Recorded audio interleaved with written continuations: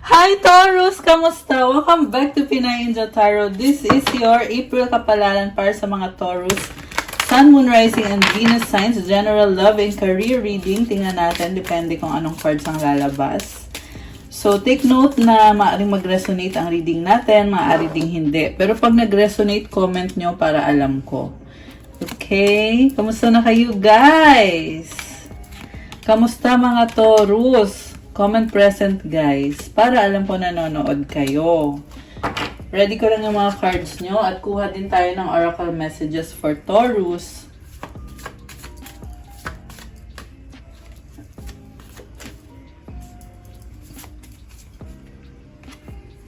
Kamusta? So, kung kailangan nyo po ng gabay, pwede kayong mag-avail ng private reading services ko. Message lang kayo sa social media accounts ko, sa Facebook, Pinay Angel Tarot, or sa Viber or sa WhatsApp para mas mabilis. Nasa description box po yung contact details ko. For those na gusto mag-avail ng crystals, mentoring pang-attract ng pera at ng love, message nyo lang ako sa Instagram ko. Okay, tingnan natin ang unang mensahe para kay Taurus.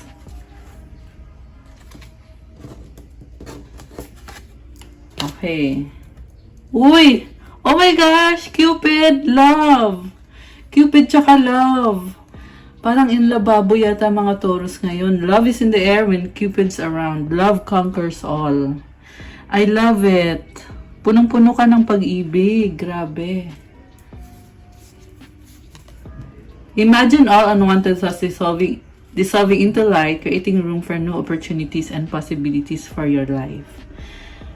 So, iwasan daw yung pag-iisip ng hindi maganda. At instead,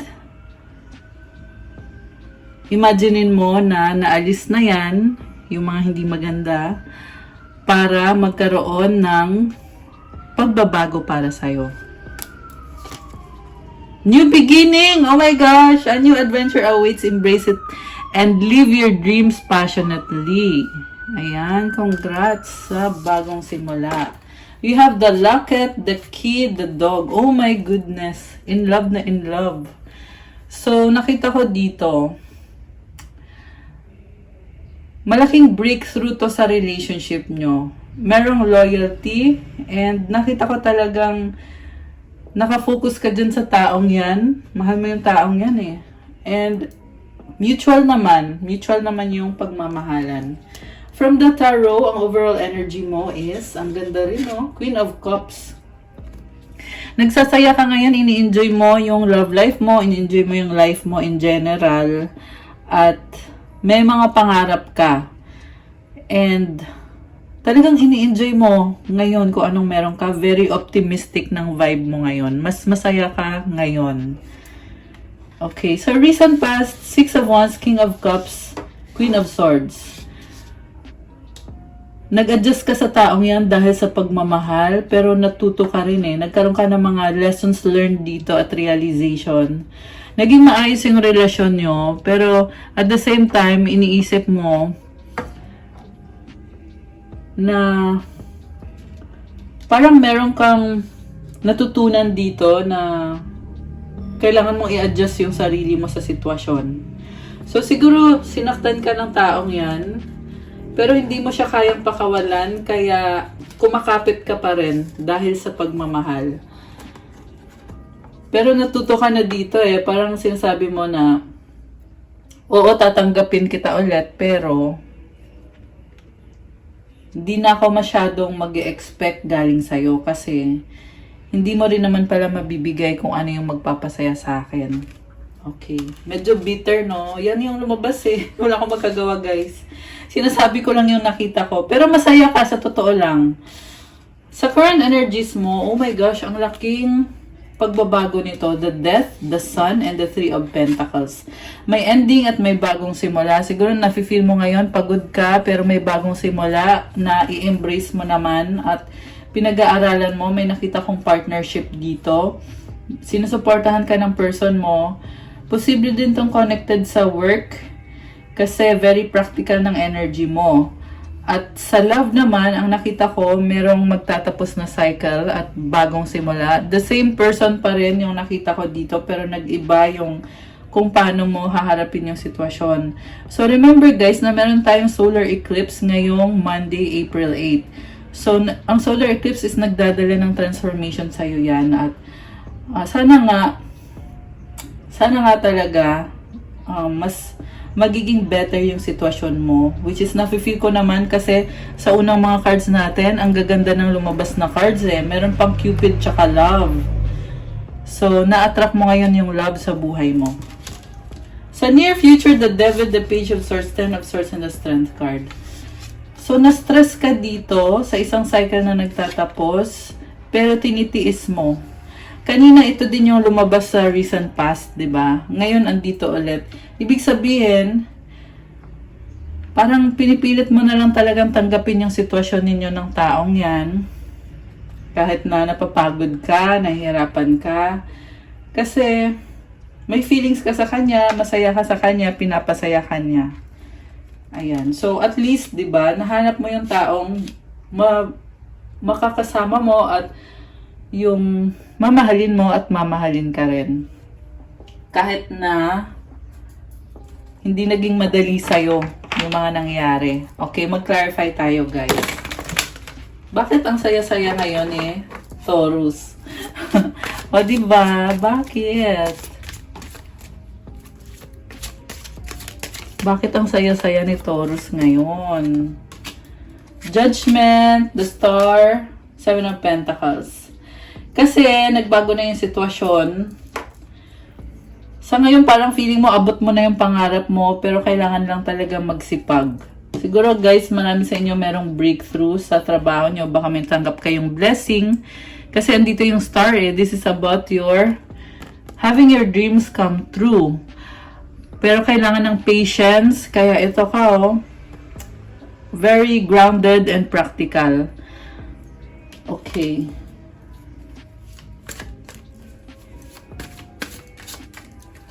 Sa love, okay, anong nangyari sa love?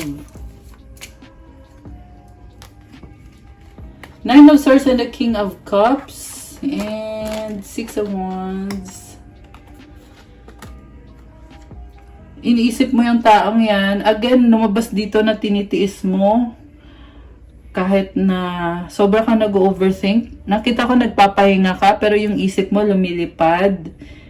Hindi mo siya ma-let go eh. And pinipilit mo talaga na magkaroon ng tuloy-tuloy na success yung relationships nyo. Relationship pala. Relationships, ang dami nun ah. Okay. Parang, kasi nakafocus ka na sa kanya, hindi mo maalis yung isip mo sa kanya eh.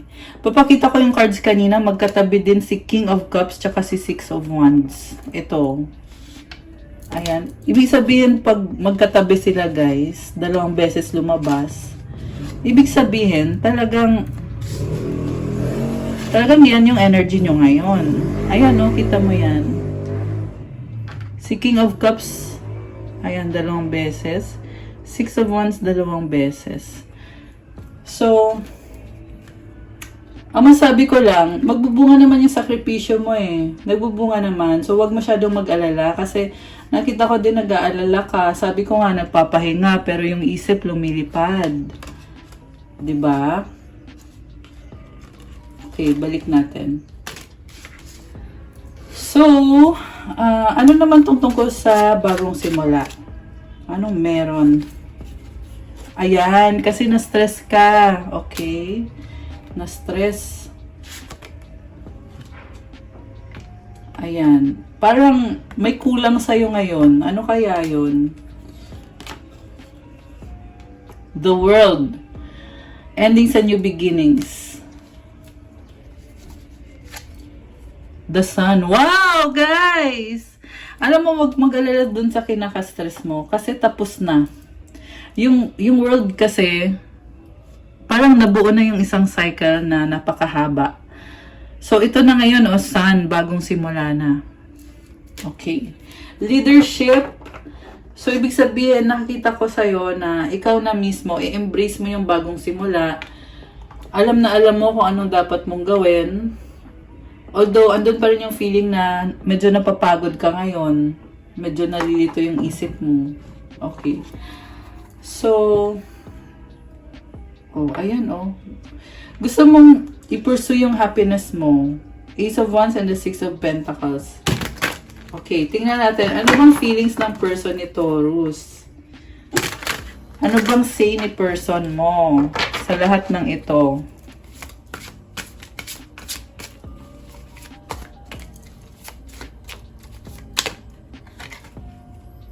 Ten of Wands. Oh my gosh. Hindi makagalaw.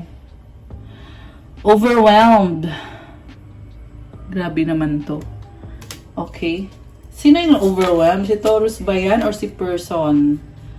Malungkot Bakit? Five of Cups and the Five of Pentacles. Alam nyo guys, itong lungkot na to, magdadala naman ng pagbabago to. Hindi nyo na kailangan problemahin yan.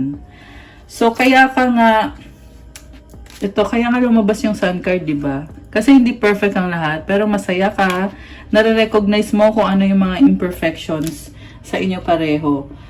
So, okay. Sa bottom of the deck, Five of Swords. Okay, nakatatlong 5 kayo. 5. Hindi yung sardines, ha? So, number 5 is a number of change. Sinabi ko na ba yun? Sinabi ko ulit. Okay. So, gusto ko ulit, guys, tingnan. Ang gusto ko kasi malaman yung sa person mo. Sana yung person ni Taurus sa lahat ng to? Nasaan si person? Two of Pentacles, busy. Sabay-sabay.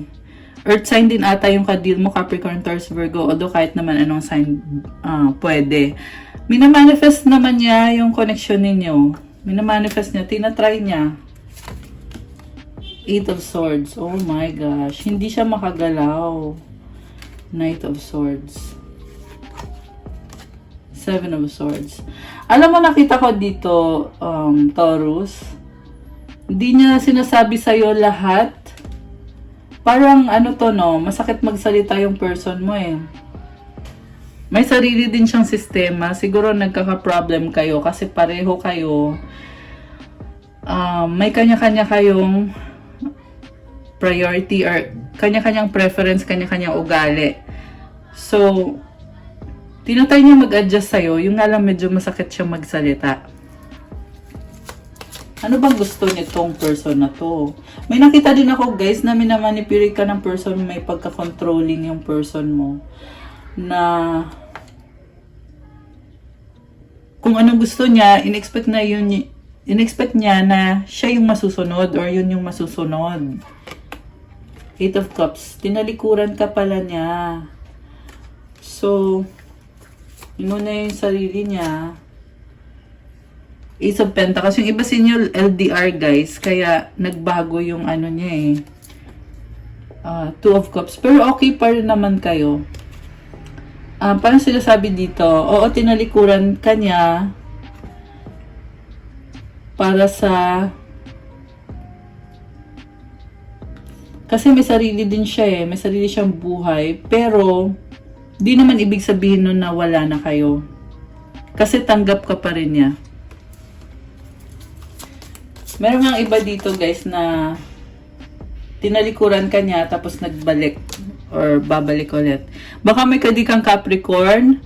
The Devil energy, workaholic tong nakita ko dito Or someone na baka may trauma yung taong yan. Kaya, medyo mahirap siyang kadil, no? So, nahirapan siya kasi mabagal yung connection nyo. Baka LDR. Knight of Pentacles, Three of Swords, Queen of Pentacles, Queen of Cups. Sarili niya inuuna niya.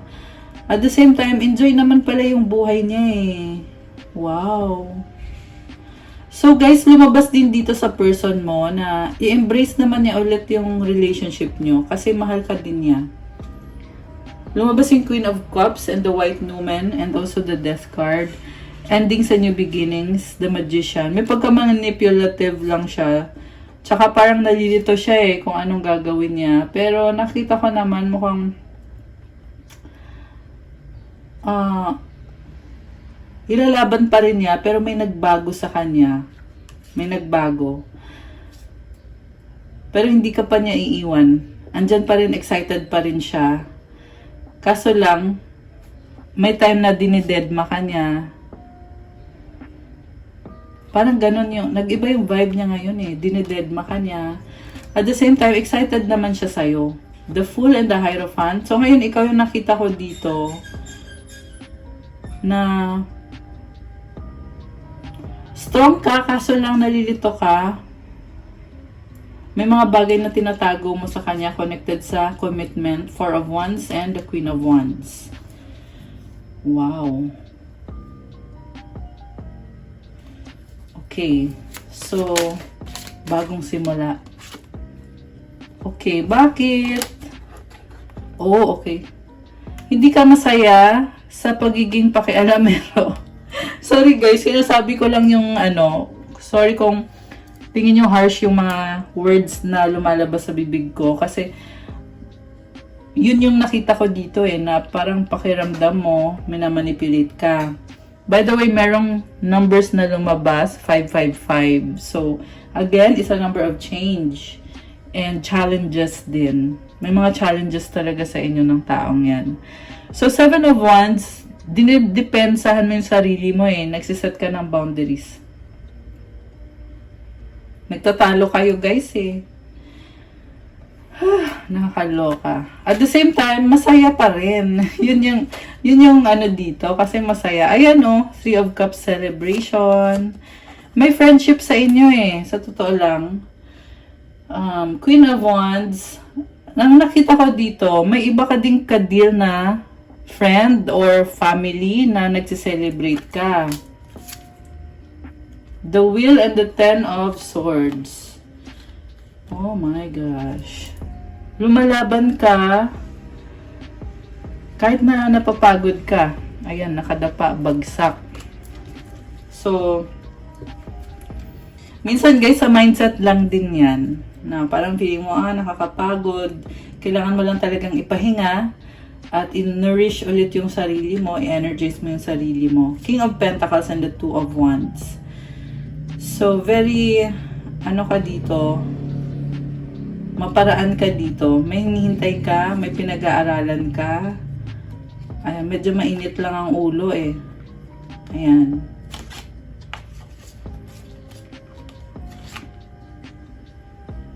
May nakita ko magtatalo, pero di na naman matiis yung taong yan Mabait ka Malambot ang puso mo. So, kahit magtalo kayo, matatapos din yan. Page of Wands. Ayan, parang nagbago na yung energy mo dito. Anong outcome dito para kay Taurus? Four of Pentacles, the Lovers, the Hermit. Five of Wands sa bottom of the deck. So, the outcome, poprotektahan mo yung sarili mo. Kasi, vulnerable ka ngayon. Andito yung Lover's card. Oo, mahal mo siya, pero pinag-aaralan mo ng mabuti kung ano ba makakabuti sa'yo bago ka gumalaw. So, pinaprocess mo. Hindi to mabilis na, alam mo yon, hindi ka mabilis gumalaw kasi talagang pinaprocess mo bago ka gumawa ng malaking desisyon. Okay. Pero like I said, very positive yung reading kasi unang cards natin is maganda yung mga mensahe. Ano gustong sabihin ng person mo sa'yo na hindi niya masabi?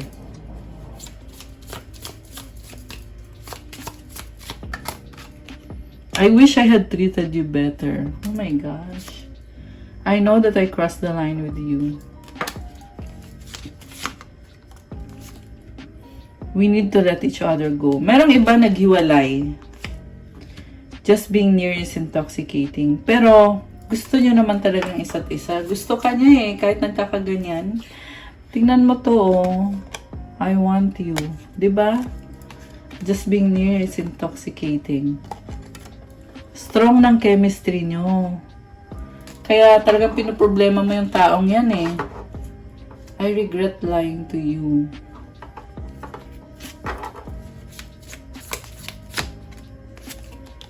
I wonder if you're happy without me. I don't react when people mention you. Oh my gosh. Nakakaloka. Ano pang gustong sabihin ng person ni Taurus?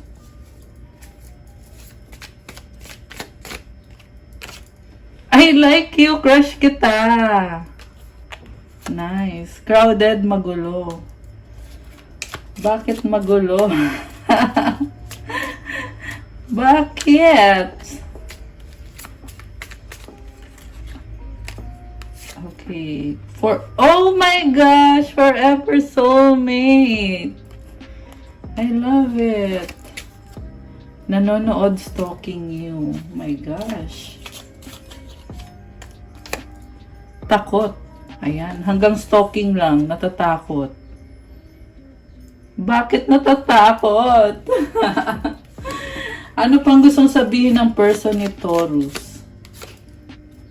We have a deep level of connection. Oh my goodness. Ang lalim nito, guys. Ang lalim ng taong kadil mo. Malalim yung hugot.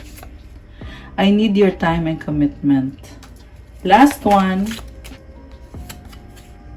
I know I messed up. Oh my goodness. Anong mensahe galing sa universe sa mga viewers natin na Taurus? Okay, anong mga mensahe? Anong mensahe pala? I surrender to a power greater than me. Oh my gosh. So, ayan Taurus ha, surrender. Merong butterfly, oh, transformation. Pag sinurrender mo yan, magta-transform yan at may surpresa sa'yo si universe. Ayan, I love it. Okay guys, that's all I have for you, Taurus. Para sa yung April Kapalaran. Thank you so much for watching. I-like nyo na tong video na to. Comment kung nag-resonate ba or kung nagustuhan nyo ba. And kung bago kayo, please subscribe. At gusto ko din mag-thank you sa nag-subscribe na kasi nasa 126,000 subscribers na po tayo as of today. Thank you so much sa mga Taurus. And meron kayong bonus reading. Abangan nyo yan kasi nung nakaraang buwan kayo ang highest number of views. So, abangers lang po. Kasi upload ko yan soon. Also, sa mga nangangailangan ng gabay, kung nag-resonate kayo at kailangan nyo ng more information, pwede kayo magpa-private reading sa akin. May bayad po yun kapag private reading. Message nyo kayo sa Facebook page ko, Pinay Angel Tarot, or sa Viber or sa WhatsApp para mas mabilis. Nasa description box po yung contact details ko sa ilalim ng video na to. Beware guys, kasi may mga scammer na kumakalat sa social media. Para sigurado kayo na account ko yon, legit na account ko yon, dito kayo mag-click sa ilalim ng video na to. And also, sa mga nangangailangan ng crystals, meron tayong crystals na pang-attract ng pera at ng love. So, subukan nyo guys. Alam ko kasi maraming interesado pero hindi nyo pa talaga natatry. Kaya, masabi ko lang, huwag kayong mahiya kasi para sa'yo yan at magdadala ng malaking pagbabago sa'yo, sa energy mo, sa aura mo, yung mga crystals galing sa akin. Kasi meron niyang specific na intention para sa'yo. Aside from that is talagang malakas talaga yung energy pag galing sa akin. Kaya message lang po kayo, nakapost po yung mga crystals sa Instagram ko. Marami at iba-iba po yan. So, message na lang kayo sa akin. Okay? Thank you again so much, Taurus! Have a good day. God bless you all. Stay safe and I'll see you again soon. Bye!